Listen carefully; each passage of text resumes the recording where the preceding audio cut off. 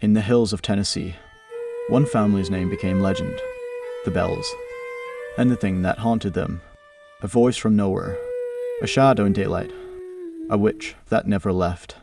The Bell family settled in Adams, Tennessee in the early 1800s.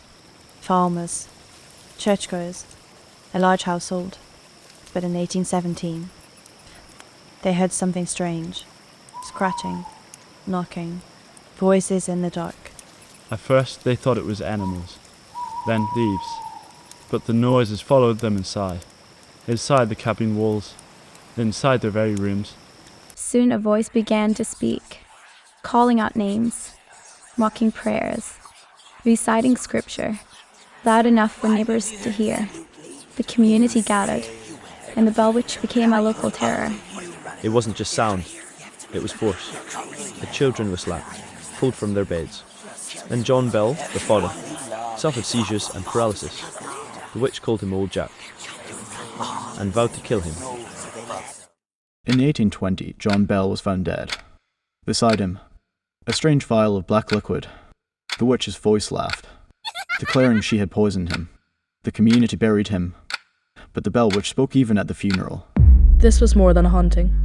It was a story of judgment, of a patriarch brought low, by a force no one could see or stop.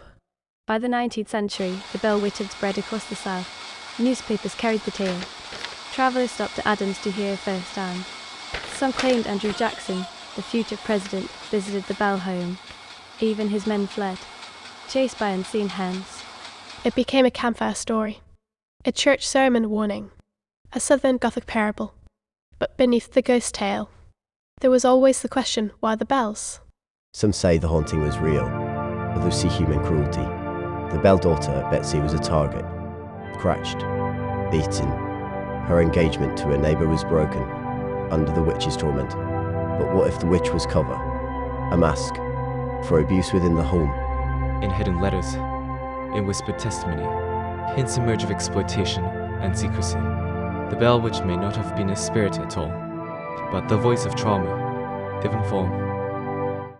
The Bell Witch fits a larger pattern. Southern ghost stories born from guilt and repression, slavery, patriarchy, religion, unspoken crimes, all shaping a spirit that speaks when humans cannot. From Tennessee to Mexico, the theme repeats. The ghost who punishes. The voice that will not die.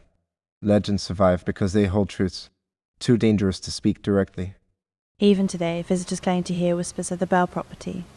Tours guide the curious to the Bell Witch cave. Some swear they feel cold hands, pushing them from behind. But the true haunting is the question, was it a ghost or a family's buried pain? That still echoes through Tennessee soil. In the South, legends cling to the earth. The Bell Witch is one of the oldest, and one of the loudest. Whether spirit or sorrow, her voice is still not silent.